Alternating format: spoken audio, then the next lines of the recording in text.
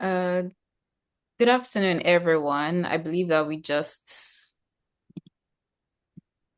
entered the afternoon, so that's awesome. My name is Teniola Tayo, and welcome to the official kickoff of the Duke Africa Conference 2026. I'm honored to be your moderator for this opening session, and this is one of our pre-conference sessions, really, where we try to just explore some topics ahead of our big conference tomorrow, Saturday. Our theme for this year is One Pitch, Many Voices, the world at crossroads. We often talk about crossroads in terms of trade, policy, or economics, but there is no crossroad more complex or more human than the one where identity meets movement. To navigate that space, you need more than a map, you need a story. And there is no one better to guide us through those narratives than the guest we have with us today. Now, Helon Habila, who I'm honored to have here today, is a voice that has defined contemporary African literature for over 2 decades. From the newsrooms of Lagos in Waiting for an Angel to the oil-rich deltas in Oil on Water, his work has always interrogated the cost of power and the resilience of the human spirit. He is a winner of the Commonwealth Writers' Prize, the Windham Campbell Prize, and is currently a professor of creative writing at the George Mason University. But today we're going to be centering our conversation on his most recent novel, which is Travelers. It's a book that The Guardian described as a choral hymn to the dispossessed. It is a story about what happens when the places we call home no longer holds us and the internal traveling we do to find ourselves again. Today's session is a double feature. We're going to start with the book chat, where Helon and I will dive into the themes of authority, narrative power, and the African diaspora experience. Then we will transition into a focused writing workshop, where Helon will pull back the curtain on the craft of fiction, sharing how to build characters that feel real and voices that truly travel. Before we bring him on, a quick piece on Zoom housekeeping. Please keep your mics muted and for the chat, but feel free to drop your questions and reflections in the chat box throughout. We'll be pulling from there during our Q&A. Helon, thank you so much for being here to help us open this conference, and welcome to the virtual crossroads at Duke. I'm going to hand over to you now, Helon, and I always like to hear a bit about the writer from their own perspective. So if you just give us a minute introduction in your words. Yeah, thank you very much, Tenny. I wish I were there in person, but I can't. So I guess this is the best second option. Hi, everyone. Though I cannot see you, but I'm happy to be here with you. It's a beautiful day here in Virginia. So, like you said, this is going to be a kind of two-tiered thing. There will be the book talk, and then we'll do some writing workshop. She mentioned my book, Travelers in particular, which is the one that I will read a little from later. It is set in Berlin, 2020, 2013, 2014. That's the time setting of the book. And it's about migration and things like that. I lived in Berlin for 1 year, and that's where I kind of researched the book. Is based on my interviews and experiences meeting migrants in Berlin. So that's what the book is about. And that's also, I think, pertinent to what we'll be talking about. Why do we write? I mean, I went to Berlin to write a different book altogether, but I ended up writing a different book after my experience there. So there's something that's kind of beyond us, beyond our control when we sit down to write. It's almost as if we're inspired by something outside our powers. So a little interrogation of what that thing might be is really interesting. I think as writers, we start from a basic position, then we tend to grow and we grow. And our motive for writing kind of changes with time as we become more mature writers. But we have to really understand why we write and why we want to write. I wish I could ask you, behind your cameras to tell me why you're interested in writing, why at all you are considering this, whether it's as a profession or as a hobby or whatever. I like asking that question. Why do I do it? So many reasons. And we'll go into that again in detail. But with this book, again, to be more specific, is because I saw this migrant and they were telling me their stories. I felt that I had to say something about them because of all the political, the social, the personal dimensions of their stories. These are people who have been reduced to statistics, by the powers that be. And when you sit down with them and they tell you their stories, it's so different from what you read in the papers, and it's so compelling. And as a writer, one feels that one ought to document some things or to interpret some things or just to answer some questions, if not for the society, at least for yourself. So at some level, when you write, you're almost writing for yourself. Most writers will tell you that. When you ask them, why do you write? They'll tell you, well, I write to express myself. I write for myself. So these are some of the things that we'll consider. Um, but like I said, I want this to be very, very interactive. Um, so if someone can tell me why they write, that would be interesting. So I can see something from Michael. He says, writing helps me channel my thoughts more clearly. There's this refinement that's putting jumbled ideas into structured words that communicate things. And Zoe also says she writes for self-expression. Yeah, yeah, that's good. These are very, very good reasons. Self-expression, you write for yourself. So many, I mean, I teach in the MFA, and one thing I tell students is that writing is not the most obvious choice to make if you are thinking of vocation, something to make money from, you know? Of course, we have heard of writers who have sold millions of copies, who have won big prizes, but these are like the 0.01%. I'm not trying to scare you, but it's very, very small portion of that. It's just like movie stars. They tell you all these movie stars you see, the top stars, the A-listers are just like 1%. The remaining 99% are just struggling. So at some level, it has to be for something else apart from just making a living, you know? It has to be for something more personal, to express yourself, to understand the world, to to make some point, I guess. So these are some considerations. Yeah. Yeah. And I think I feel the same way. So I very much identify with the cathartic aspect of writing. Many times when I go through something, I then write an epistle as one way to close that chapter, just let everything out. And then I know that it's documented, then I move on. We also have something from Dubier who says they are a cultural anthropologist and they enjoy the theoretical elements of the discipline, but the storytelling elements of the anthropological methodology is the main draw for me. I think that's great. And I mean, we're going to dive into that even more, but just on your book Travelers, right? And on this question of why we write and how we go about some of these things. The narrator of Travelers is a Nigerian scholar, someone with a degree of privilege compared to the refugees he meets.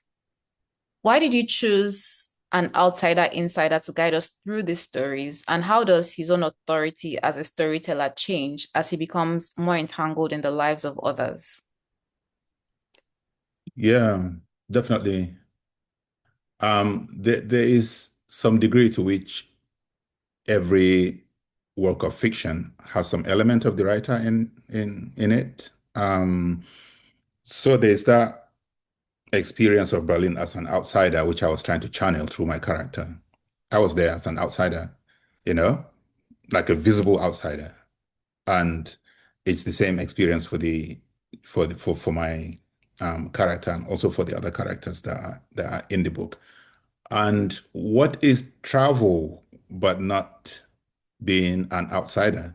To travel is to go from place to place that is not your base, to encounter others outside of your own locale. That's what travel is. And travel is I see travel as one of the best metaphors to really understand how the world works, the politics of power, to understand history, to understand so many things. Travel is one of the best metaphors when you look at it. Why do you make travel for some people harder than for other people? Why do you literally criminalize travel for some people where you basically throw out the red carpet for other people? When you go back through history, back to colonialism, you see others who come to colonize you.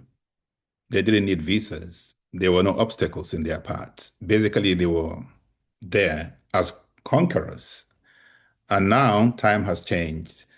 To travel now, for some people from some parts of the world to other places, there are so many levels of documents that you need, from your birth certificate to your bank account to your tax history. Every obstacle is just thrown in your path so that you don't travel. So what does that mean? Um, who decides who goes where? Why do people travel in first class while others are traveling in boats and drowning? So these are questions that travel kind of raises up if you look at travel itself as a metaphor. So that's also another thing the point I'm trying to make about writing.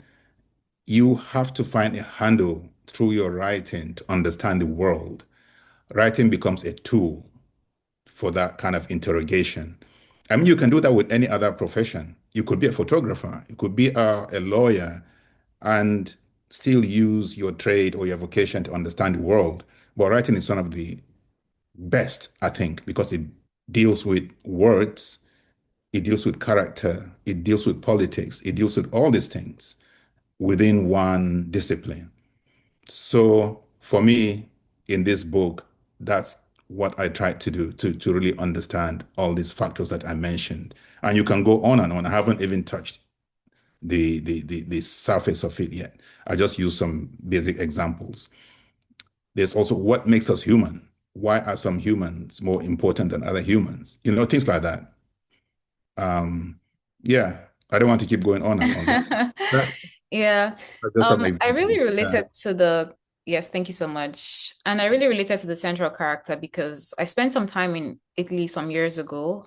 And in that particular city that I was in, I found that a lot of the Black people um were illegal migrants, if I use the term that is being thrown around, although nobody is illegal at the end of the day. And it felt a little bit, I felt some dissonance because I was there in Florence as an invitee of the Italian government and of the EU, but my fellow, Africans were there mostly trying to make ends meet. They were on the streets, trying to sell things. And I remember that I also felt the need to write something about that and to put it down. But linked to that, there's a line in the book that says a Black person's relationship with Europe, and I can even say maybe with the West, would always need qualification. He or she couldn't just be European.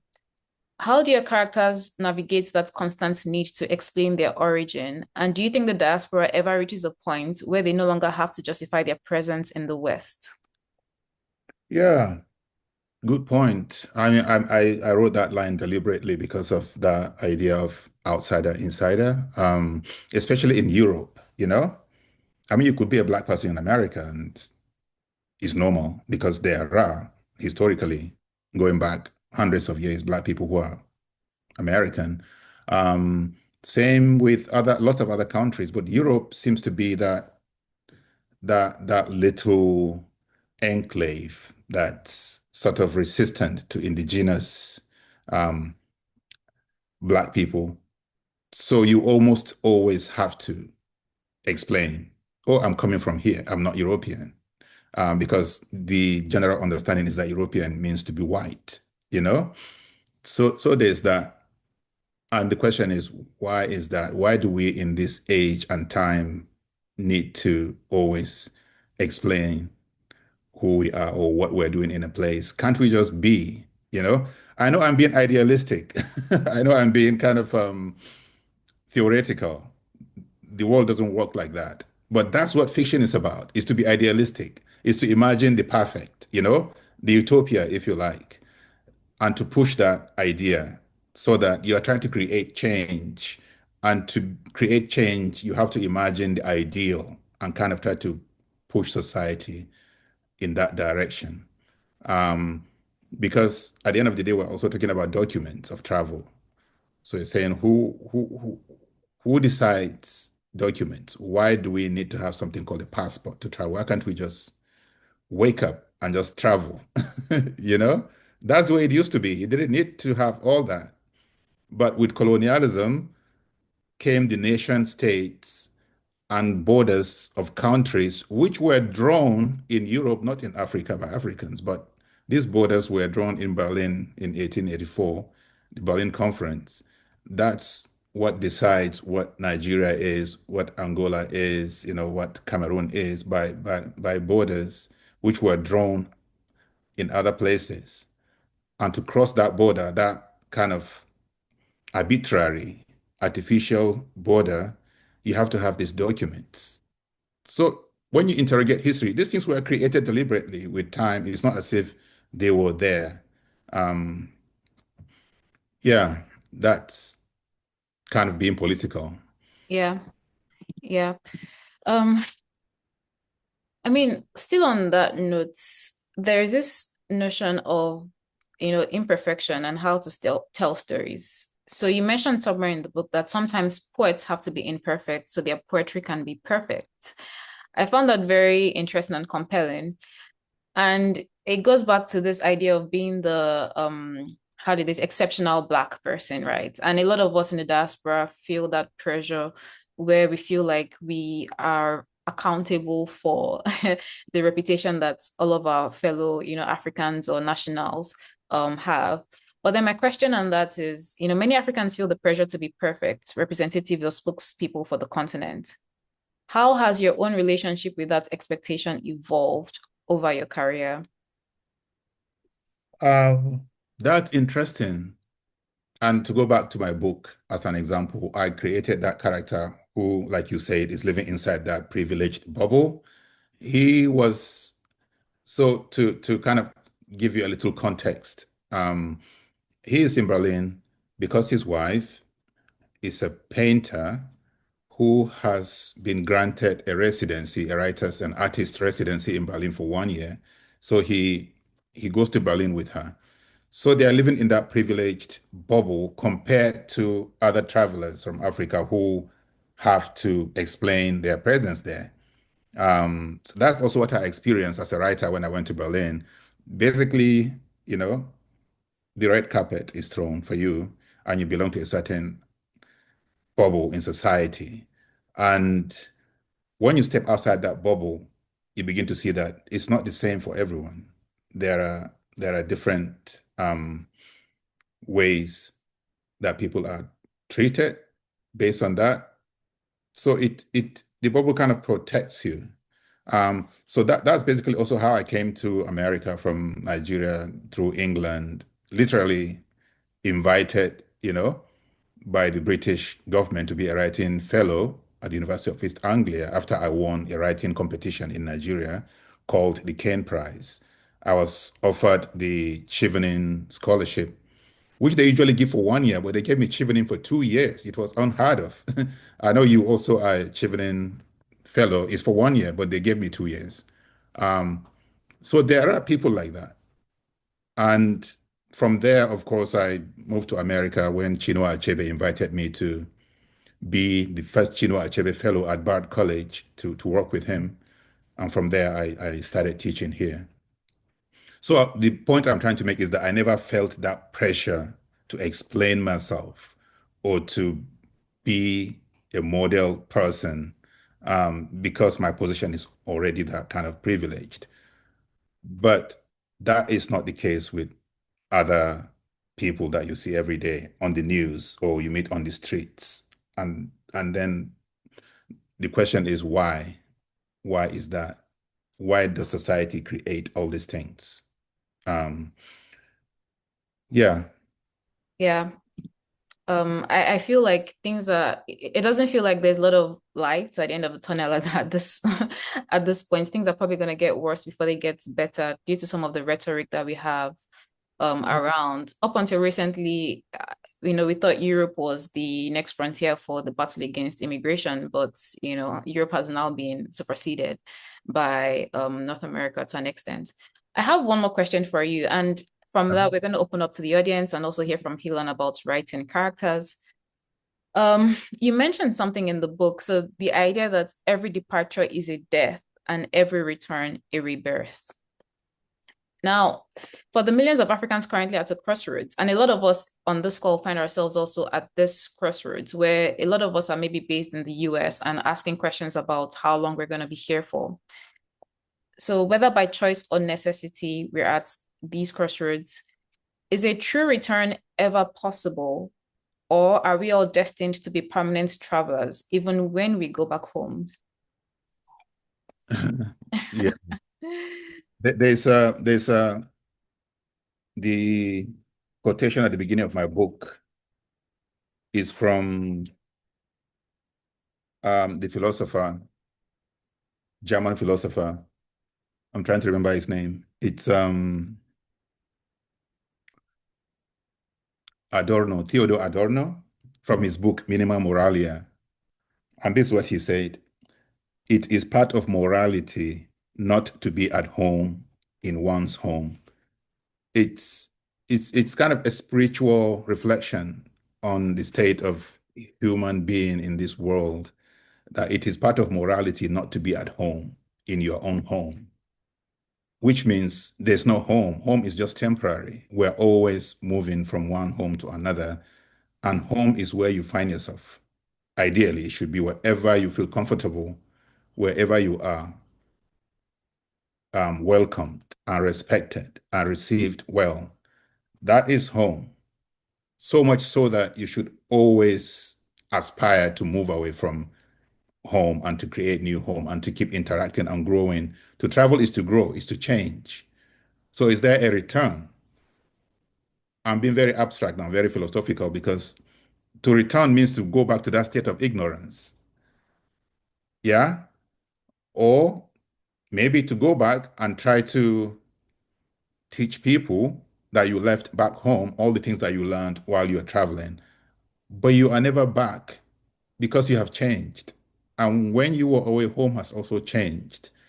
So I guess there's no return in that sense.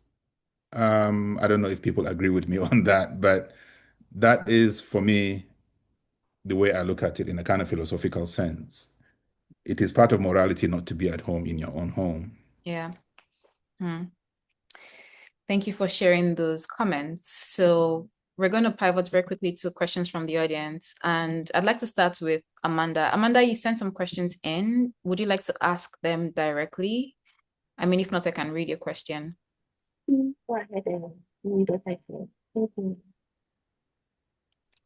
I didn't catch that. So you go ahead and read what I Okay, said. yeah, perfect. All right.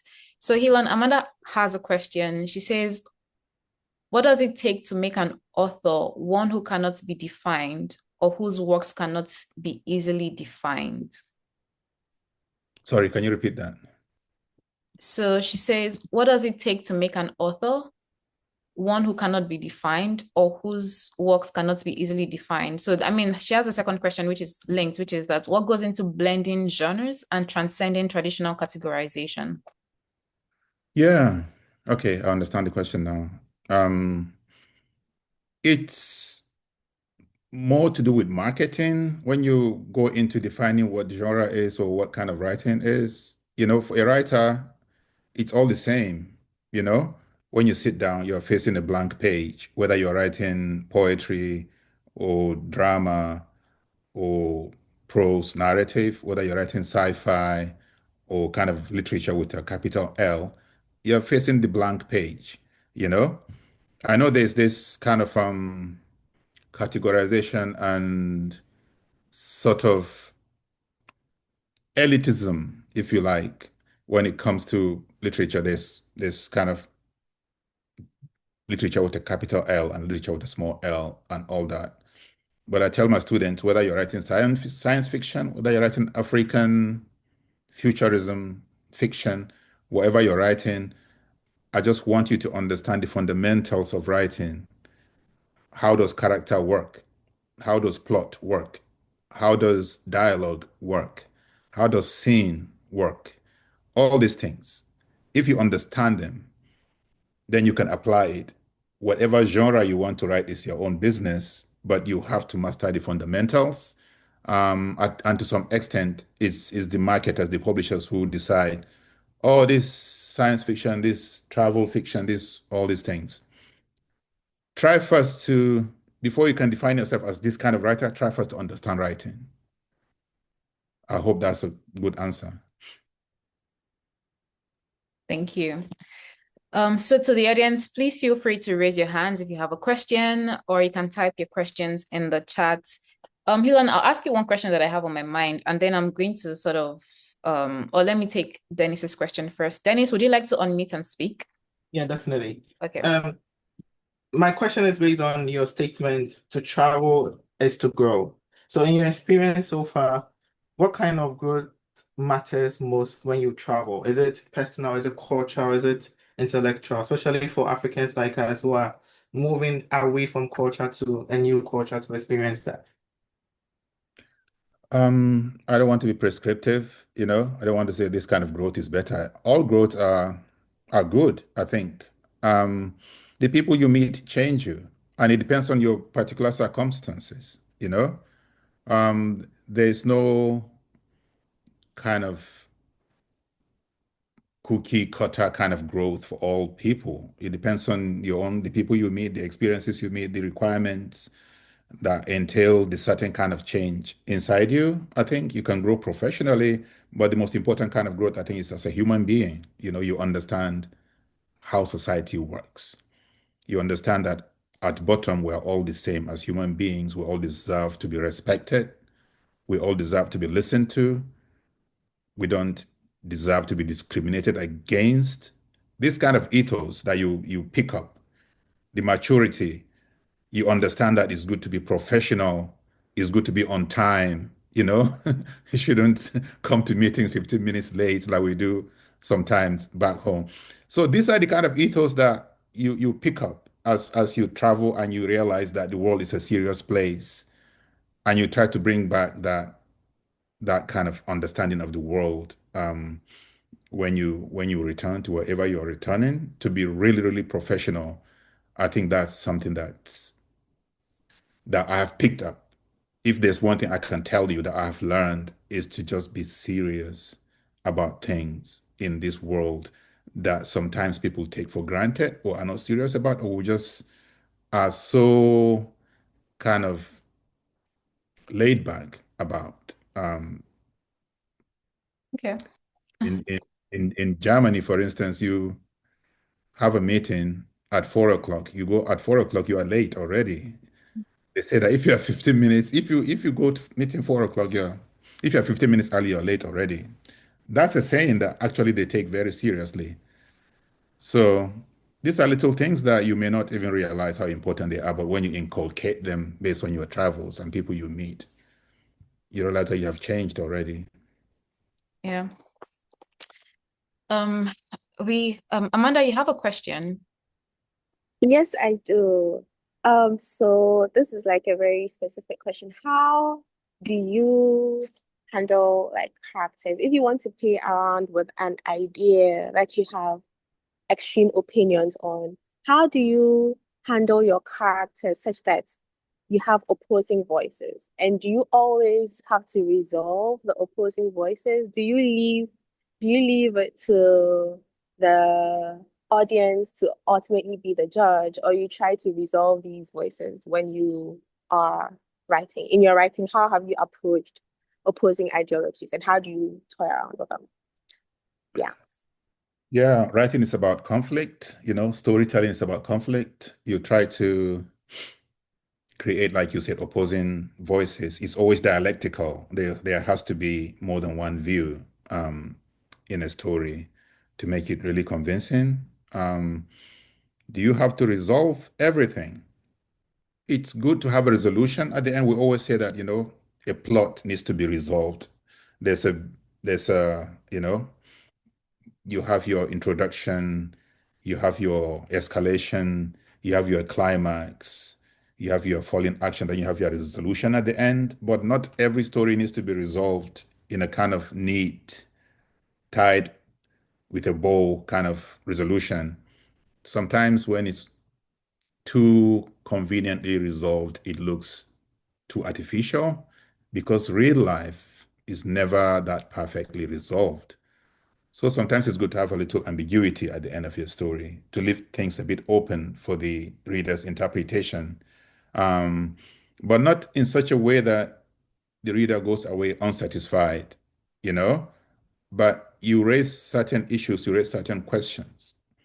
And that in itself is an awareness that there's going to be a resolution, after the story. But you don't have to write everything that happens afterwards. This used to be the tradition with the Victorian novelists like Charles Dickens and all the others, where every story ends either with a person dying or with a wedding and all that. And they tell you, oh, they lived on and they have grandchildren and they became wealthy. And you don't need to know that. You don't need to know have all that level of resolution because times have changed. We're in a modern society where we don't really understand everything the way the Victorian society was able to understand things or predict things or project things based on the simplicity and the linearity of that society. Our society is more individualistic. We are more alienated. People are lonely, and we don't really know what other people are doing because that's the nature of our society. So we try to reflect that. Writing always changes with the times in which you're writing. The form, the style, the craft of writing also changes to reflect that. So modern writing is a bit more messy in that it doesn't really try to explain everything, especially at the ending. Yeah, and I think in that way it reflects real life more closely because in real life you often don't get a resolution. Sometimes even until death, questions remain unanswered. All right. So we have a question from Dubie, and I think it's a good way to segue into the more workshop part of the session. It says, first of all, if you could share 3 books that have shaped you as a reader and writer. But then he's asking about your approach to developing characters. So with this, I see the floor to you, Helon, to talk to us about character development. Yeah. Character development. What books have shaped me? What writers have shaped me? I've read so many books that I've forgotten about the books I've read already. So I don't even know. I cannot tell you. Um, but one thing with writing is you have to come from a certain tradition of writing. Each writer comes from a tradition, whether you're African, American, but that doesn't mean that you are restricted to that tradition or you stay in that tradition. You just use that tradition as a launching pad, as a nursery, if you like. Let me use that parlance as a nursery to train yourself. Then you go into the world and encounter more traditions, but you have to master your own tradition. So having said that, as an African writer, I have to mention books like Things Fall Apart by Chinua Achebe. I know that's so predictable, but you can't overlook that book. It's just perfect because it explains who we are, where we come from, and our transition from tradition to modernity through colonialism. So Things Fall Apart, definitely. There's another writer. This guy is a white South African writer. His name is J.M. Coetzee. He's very good. I really recommend him. One of the books by Coetzee that has really impacted me as a writer, as a thinker, is called Waiting for the Barbarians. It's really good. It's an allegorical story about colonialism and imperialism. I'm also trying to think. There's a book called Blindness. Actually, I have it right here. Blindness by Jose Saramago. It's a dystopian fiction. It's really interesting. Jose Saramago is a Portuguese writer, so the book is in translation. It's dystopian in the sense that people woke up one morning and everybody has gone blind in that country. So the story kind of goes on from there. I'm not going to spoil it for you, but things get really dark. That's supposed to be funny. Things go dark because they're blind. um, so these three books have really influenced me. My approach to character writing, I don't know. Um, it's I try to make characters complicated, complex. You know, there are two types of characters, what we call flat characters and round characters. Flat characters are characters that don't really grow in the course of the story, and round characters are characters that change and surprise you in the course of the story. So I try to gravitate more towards round characters, characters that grow and change. Um, yeah, but I also take a lot of characters from real life. That's basically what most writers do. You take characters from life, from your own experience, and then you change it. The more you write it, the more the story grows, the more the characters change. They change away from the initial inspiration where you got them from, and they grow. That's what it means when a character grows and changes in the course of a story. Yeah. So now we get more serious, yeah? Yes, but just to flag, there are two questions. First of all, there's a question about how to avoid what's pitfalls to avoid in telling stories about Africa. And then we have a question from Jean, which says, could you talk about your process of persevering on a project's completion? What to avoid about writing when you write about Africa? Ah, I don't know. I don't know. As a writer, you write the truth. You say the truth. Yeah. Um, so there are two schools of thought. One is to write things the way they are, and one is try to, make things more sunny, make them more beautiful, more artificial. I don't know if that is the right way to go. I try to write things the way they are, and things can be dark or they can be beautiful. Doesn't mean that there are no good things happening in Africa, but you have to realize too that there are good things and there are bad things happening. So when you write only the bad, like some people do, you are not being honest. You are not reflecting society the way it is. And when you write only good things about Africa, you're not being honest because you are not reflecting society the way it is. So to be realistic, to be true, you have to write both. There's a review I wrote of a book called We Need New Names. That's the name of the book. And it's a very dark story. Um, it's about people getting HIV, living in poverty. There's incest where a grandfather kind of rapes a grand. It's like it just keeps going on and on. I'm like, give me a break. Is it that bad? So I call that kind of writing is called poverty porn, you know, where basically it's like you're writing the worst kind of things about society in order to make your reader feel sympathetic for that society, um, or because it's expected by publishers that that's the only image that has to come from that part of the world. But that's not true, you know? So there's poverty porn school of writing where it's just bad things that happen. It's either coup d'etat or it's war or it's hunger. But what of love stories? Don't we have love? Don't people fall in love? Don't people get marriages? Don't people win lotteries? Um, so I try to just reflect both, which I think is more realistic. So I try to be realistic about plays. And then Yeah, how you persevere on a project to completion. you just keep at it. You just keep at it. Writing is one of the hardest things. that you can do. Here is a quotation that I'm going to read to you. I'll share my screen with you, and that just answers that question. It's a quotation by George Orwell. Sharing is not turned on. I have to send a request to the host. Yes, you can try again.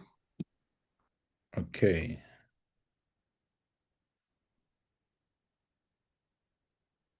Let me see if I can find the document.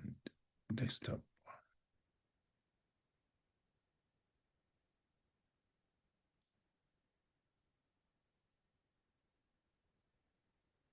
I hope it works. Yes, so we can see a document, the why right document. Yeah, but I can't see it. It's too small. Can I enlarge it? Yeah, I think you can zoom it in. There's a magnifying glass to the lower right of your screen. Lower right The of this plus sign square or my of whole? on the panel, the side panel. Where? Maybe it's the left. So the lower, yeah, the side panel on the, well, it's on the right of my screen. I'm hoping it's the right of yours, but you can look to the left if it's on the left of your screen. I don't But know. just It's below the screen, you can okay. Got see, it. Got it. Yeah. So you can see this quote yes, from Paul. Um, Let me see if I can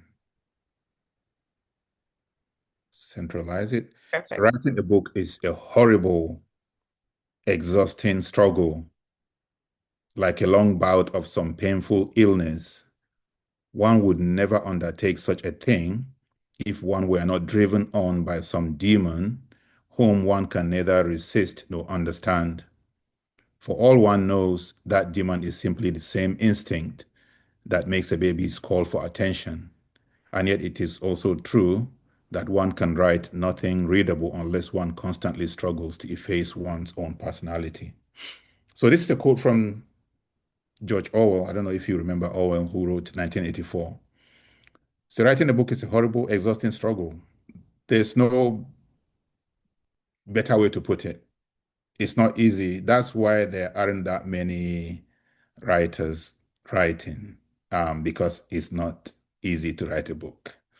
People give up after the first chapter, second chapter. They throw their hands up and that's it. They can't go on. So you have to be driven, just like any other person in their field, like a doctor or like a person going for a PhD, like you guys, writing your thesis. It's not everybody who can do it. A lot of people give up. So it takes a certain kind of personality and certain kind of determination to do that, whether it's to get to the top of your profession. It's the same thing with writing. And then the question is, why write? I wanted to show you this, why write. This is also from George Orwell. He gives 4 reasons why he thinks people write generally. Number 1 is ego, vanity. That's hunger for fame. And we all have that, whether it's lawyers, doctors, musicians, athletes, etc. These are people willing to endure the hard work and the sacrifice required to get to the top. A lot of people give up halfway because it is not easy. So that's number 1, that desire for hunger and fame. We all have it, but very few can achieve it because it's hard. Number 2, aesthetic pleasure. We write because we love the way words sound next to each other, because of our ability to create beautiful imagery, metaphors, descriptions, and sharing that beauty with others. So that's number 2, aesthetic pleasure. We just have something inside us that creates these beautiful images and we want to share it. Number 3, historical impulse. It is said that it didn't happen if no one is there to witness it. A writer is a witness for humanity. We document events and interpret it for posterity. So whatever happens to you, if you don't write it, you forget it. Whatever you witness, that's why it's very important to have your diary or whatever to write notes. And most people don't bother to do that. But I promise you, if something happens and you pass by and you don't, even if it's your dream that's so striking and you wake up and you don't write it down, by tomorrow you would have forgotten it. So it's always important to write something down. A writer is said to be a witness for humanity. So that's another impulse why people write. Number four, there's the political purpose, the desire to influence the course of events, to create social and political change. That's art for humanity's sake. Especially, I mentioned things like books like Things Fall Apart. That was the impulse behind Chinua Achebe's writing Things Fall Apart. He wanted to explain, to counter the argument from the West that Africans were living in darkness, they had no culture before colonialism. So he was trying to say that actually we had laws, we had traditions, we had culture, we had religion before the coming of the white man. That was the whole purpose of that book. So that's the political purpose. But there's a fifth factor. This is not from George Orwell, this is from me. And I think you get to that point as you mature as a writer. You interpret the human condition, but also to interpret yourself and your thoughts through your characters. You are your characters. To understand them and to understand their actions is also to understand yourself. I know some of you wrote when you answered that question that I posed at the beginning, why do you write? You said you write to express yourself, to understand yourself. That's exactly what I'm saying here in this fifth factor. When you write your characters, when you describe what they do, you're also questioning why they do it and what they do. Why do they do what they do? I mean, you can write a book without being that deep and still write a good book. But as you mature as a writer, you begin to realize that you're not just writing characters and their actions, but you're trying to understand how human beings, and by reflection yourself, why you do the things you do. So I think writing is a way to get into that understanding of what we're doing here on this planet as human beings. You're interrogating the human condition. There's something that Aristotle said, the philosopher Aristotle said that writing is something between history and philosophy. History deals with facts of things that have happened and we write them down. Philosophy is dealing with abstract thought, things that didn't happen, but we kind of conceptualize it. Writing is somewhere in between. We write about things that happen, but we change it and conceptualize it and push it and kind of try to create a story out of it. And he said that writing fiction or poetry is more important than philosophy or history because it combines the qualities of both and it creates character. It creates a whole world of these kind of possibilities that philosophy can only theorize and history can only document, but you can change it through your characters and make other things happen. So I hope that was helpful. Thank you. That was really helpful and it answered my question. I appreciate that. Okay. So I don't know if I'm going to go straight to the workshop now. Yeah? Perfect. Yeah. So here's something I wrote about to understand how fiction works. There are 3 P's in fiction, and I'm going to take them one by one. Number 1, the first P is purpose, also called motive. Every character you write about in your story must want something enough to propel him or her into action. Think of any story you have read. The character wants something. That's one defining thing. In a workshop, the first thing the professor will ask you is, what does your character want? I want to understand what your character wants. Think of yourself now as a human being. There's something you want. You are in Duke, not by accident. You want a degree. So that's what you want. That's beyond that, you also want, maybe you want to get a good job afterwards, but there's always something that propels you to do whatever you want to do, whatever you're doing. So in stories, it could be, maybe you see a beautiful girl, a character sees a beautiful girl and he wants to marry her. So that's what that character wants in that story. And there are two types of purposes or wants. The first one is the proximate one. That's the short-term purpose that your character is pursuing.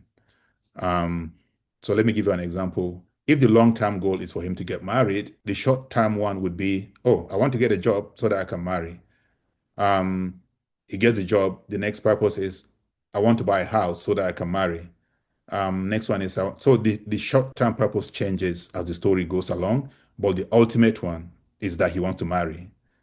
So this short-term goal is what drives your story forward. That makes your character wake up in the morning and keeps the story going from chapter to chapter to chapter. Because now he has to get the money to buy the car. Maybe he goes to a bank and gets a loan. Maybe he steals the money. Maybe he borrows the money, but that drives him to the next thing. Now he wants to get a house. So these are the short-term purpose. The ultimate one is, of course, the marriage. It doesn't change. It's what the story is ultimately going towards. Of course, whether he gets the girl or he doesn't get the girl, that's a totally different thing. But his purpose, his ultimate goal is that he wants to marry, and that drives him. So that's the first P, purpose. Number two is passion. Passion is the ability to keep going till the final goal is achieved. There will be doubts, psychological, internal conflicts, in his mind. There will be obstacles from antagonists. Maybe the father of the girl doesn't want him to marry the girl and chases him with a gun or whatever. Psychological is that he begins to doubt, do I want this girl? Then he sees another girl that is taking his attention away from that girl. But these are the conflicts. And the more obstacles you put in a story, the better. The more obstacles you put in the part of your character, that builds character and causes your character to grow because it makes them more innovative. It makes them more tolerant of things because they overcome obstacles. It builds character. Number three, the final P is perception, also known as growth or change.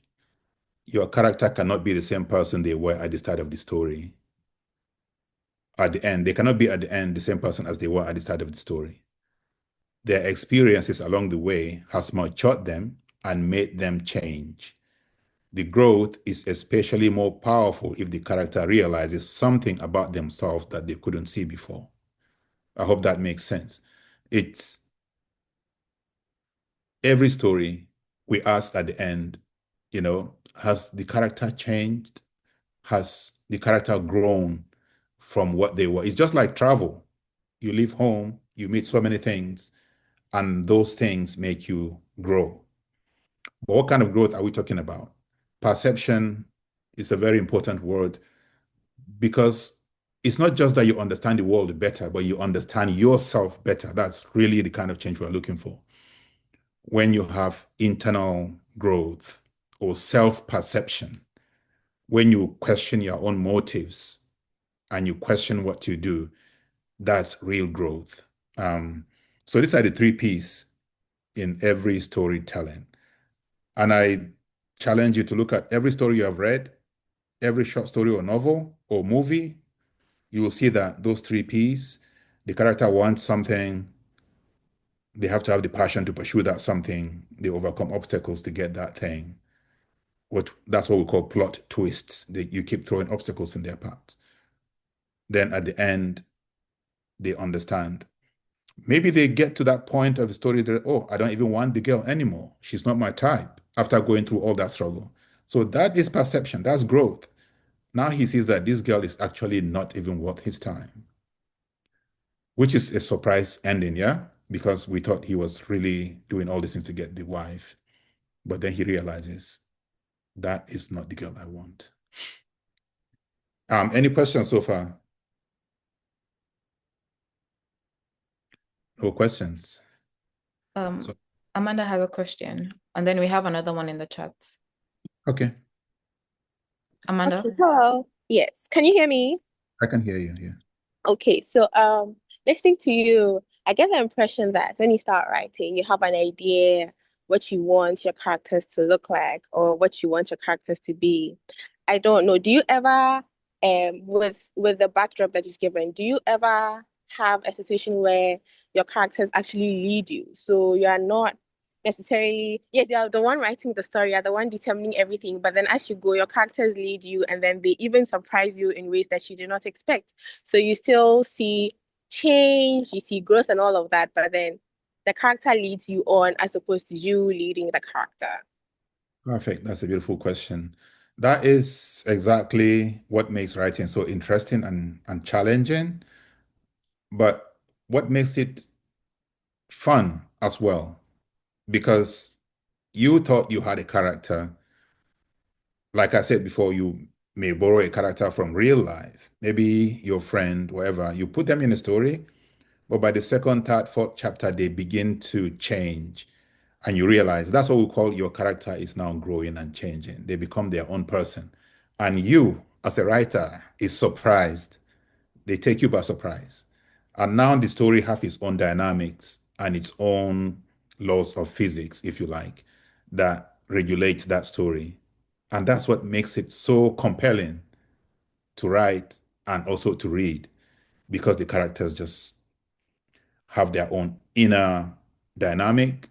By the time you write different characters and throw them against each other and they interact, they become something else, different from the original conception.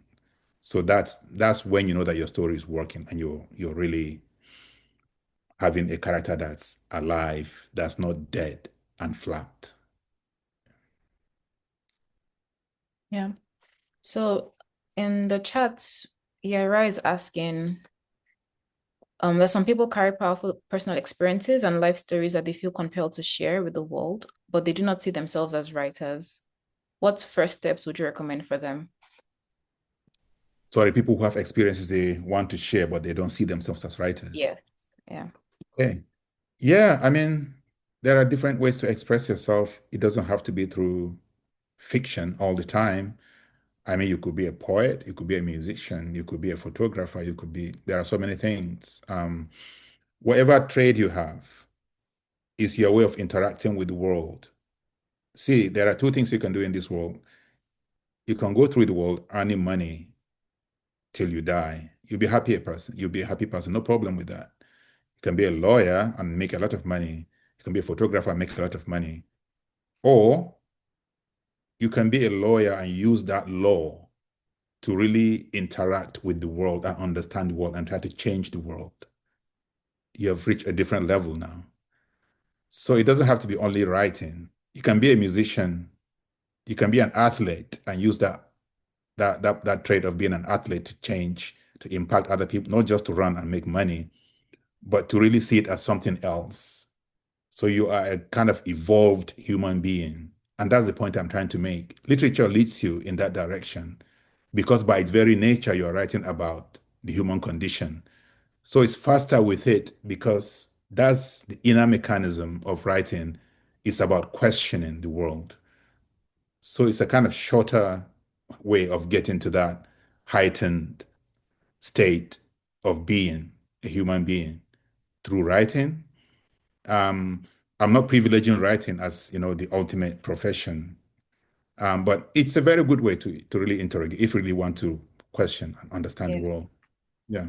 I think a question was even also towards the idea of if the person does want to write, but they don't see themselves as a writer, what is the first step? I know for me, I always tell people, pretend like you're writing it to yourself. So pretend like you're writing your story in your diary and that you don't have an audience. Then it helps you be honest. But I want to link this to sort of like the concluding parts of the workshop. So there's that question. Then I also wanted to ask about researching characters. Mhm. Very long ago, I saw a call for African erotica in a magazine, and I thought, okay, this is gonna be interesting and different. And I wanted to do a submission for that, but I decided to send her two men, right? So a homosexual couple and sort of like a very turbulent relationship between them. But when I started that story, I realized that I didn't really know a lot about, that situation, and I felt the need to research. What is your own way of trying to understand your characters better using research, just to be a bit more authentic, or do you even feel the pressure to do that? Yeah, it's how do you create compelling characters? It's good to write about things you know. You just made that point. That's very important to write about things you know. But I will also tell you to write about things you don't know because you're trying to know. You're trying to understand. So research is always indispensable when it comes to writing. To make a book convincing, compelling, and authoritative, that's why you're an author. You have to be authoritative. To be authoritative, you have to know. You have to research. Now you may not end up using all your research material, and you know that, you know, even in your degree thesis, you don't finish all the material that you have researched, but you understand it. Even if you don't put it inside the story, you understand the character better because of the research that you've made. So the character comes across as more convincing. Take characters from life.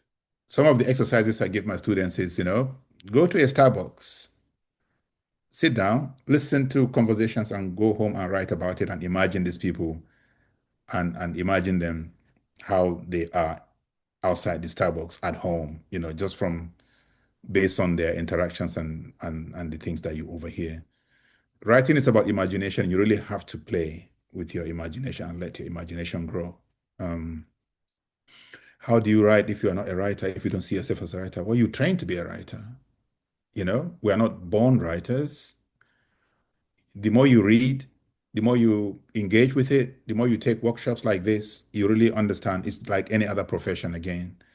That's the whole idea of the American workshop model, is that we come under the assumption that we are all not talented, but the more you practice, the more you read, the more you rewrite and research, the better writer you get. So that's the whole idea of the workshop, is to work and practice and work and read. Yeah.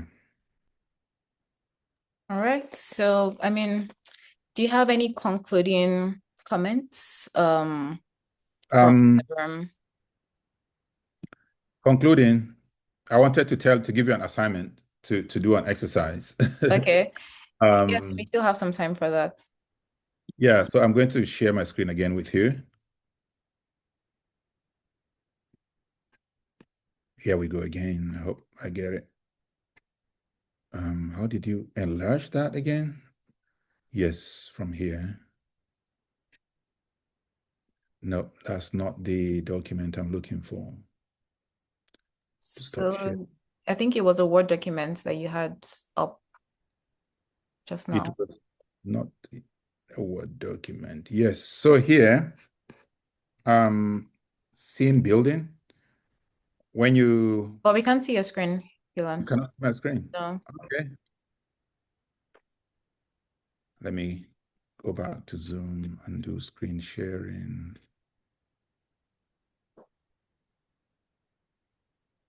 I can't see my screen sharing function.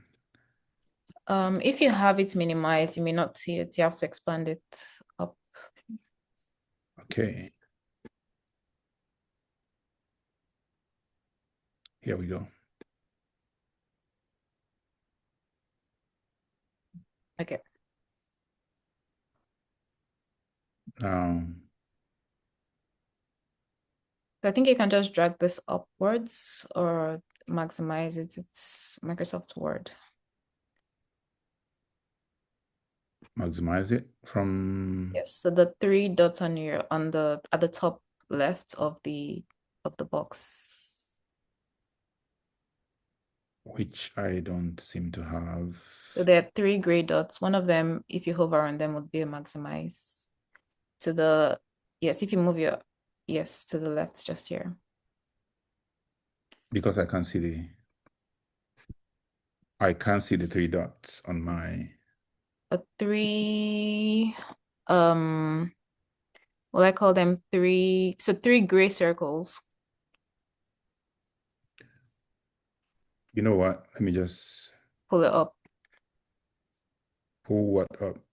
The document. So I'm guessing that there is some text to the lower part of the document that I want us to see, but now we can only see Georgia Hackworth, we can see English, we can see your name and the dates.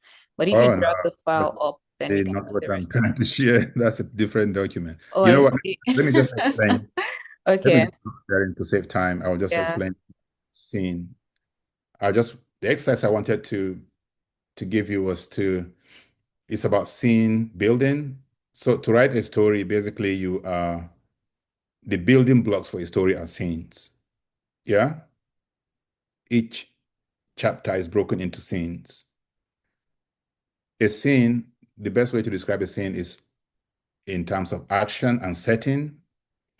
Every story is told is is taking place in a setting, in a particular setting. Say maybe the story is taking place in a room at Duke University. That room could be, you know, like a Starbucks or your room. So that scene, whatever happens in that room is that scene. Yeah. And it's accompanied by people interacting with each other and talking. So that's the action, that's the dialogue. So setting and action. Action is movement and speech. Every scene you have in a book is based on that. So the thing is the choice you make when you sit down with a blank page.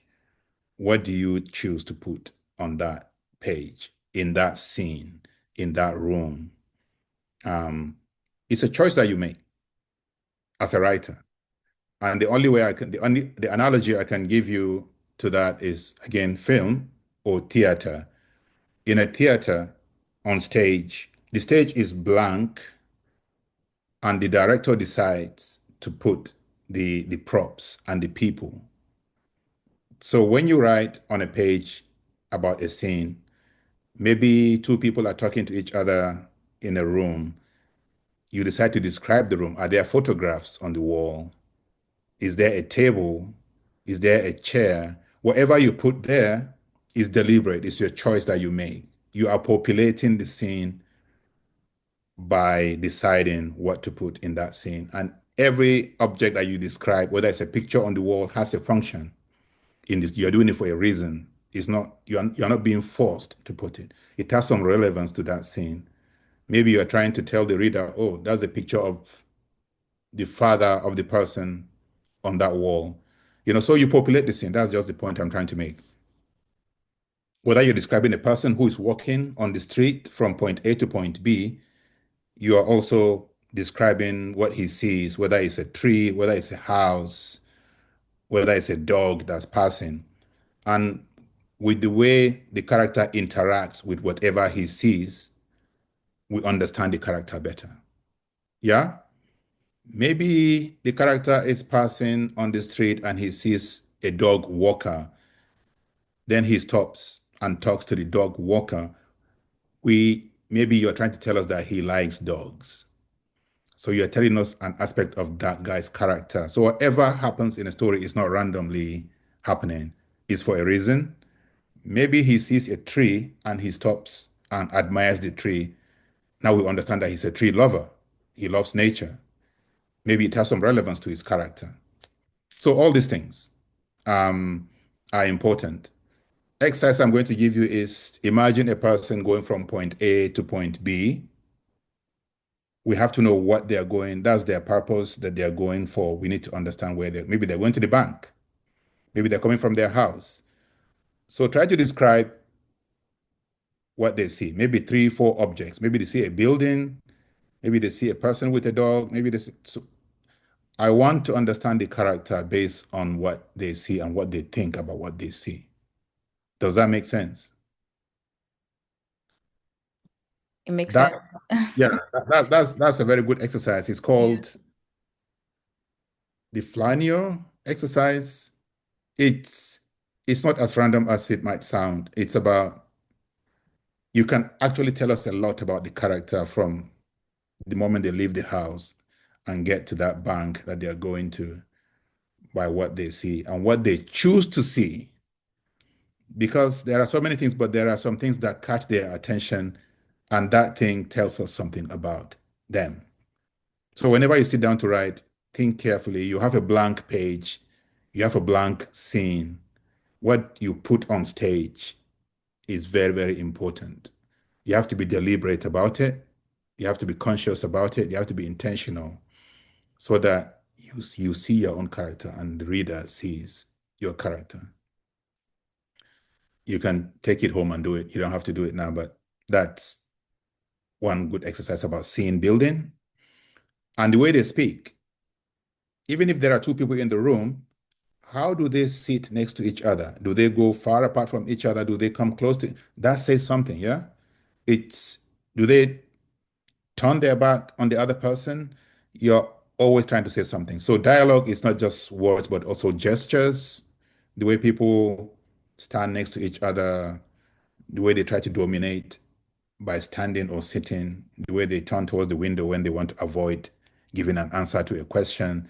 So all these things is how you illustrate a character. Okay, hope that was helpful. Absolutely. I was thinking to myself that if I was to write a scene like that now, the first thing the person would notice is someone pushing a stroller. Because it feels like that is what dominates my life now. But you're right that what you notice, or what the character notices very much gives a sense of who they are and what is top of their mind at that moment. Thank you so much, Helon, for taking time to do this. I My guess pleasure. yes, if you just have maybe a final closing statement and just in general about you know, speaking to us as people in the diaspora, people that are trying to, be authentic selves, people that are trying to do different things, and maybe also find ways to express ourselves. Yeah, that'll be appreciated. Well, nothing to repeat, but just to kind of summarize what I said about, traveling and learning. You're not here by accident. You really had a purpose. You walked your way to come here. So that's the purpose, and you must have faced a lot of obstacles, and that must have built character in you. One of the conundrums that I see is with our leaders back home. I don't know where most of you come from, but you find them, they come here, some of them stay here for a long time. They go back and they don't change. They don't try to improve the society. They are even more corrupt. And you wonder, did they not learn anything? Did they not learn to be humble, not to be big man, Did they not learn the values that they saw here? Travel should change you. You should be intentional in what you see and what you pick up and try to be a more thoughtful person. That's just the point I'm making. And it's also not different from being a writer. And writing is not something scary. It's something that you can learn like any other thing. Read a lot and try to practice. Why is writing important? Because if you don't document it, if you don't write it down, if you don't try to understand it, then it will be forgotten. Um, and who knows, what you write might influence other people. I give you an example. You write a short story or a novel, another person might take that novel and make a movie from it. So see, the value has already expanded. You have now created an opportunity for people to get jobs from the novel, actors to act, and then other people will write thesis on it, and get their degrees. So there's a multiplier effect. Whatever we put out in this world through art creates a better world, and it kind of enlarges the meaning, our value on this earth. It's not just a small right. Don't see it as just I'm writing a novel and it's not nothing much. No, it's going to have other effects and it's going to change lives. So think about it. Thank you so much, Helen. Thank you so much for joining us today. Thank you for everything that you've shared with us. And also thank you to everyone that joined us and even stayed through to the end. Again, this is the Duke Africa Conference. This is our first pre-conference session. We have another one this evening in person at the Fuqua School of Business. So please join us by 6 p.m. And then, of course, we have the full day conference tomorrow, and we're hoping to see everyone there. Our theme is One Pitch, Many Voices, The World at Crossroads, and it's organized by the Duke Africa Graduates and Professional Students Association, as well as the Business in Africa Club.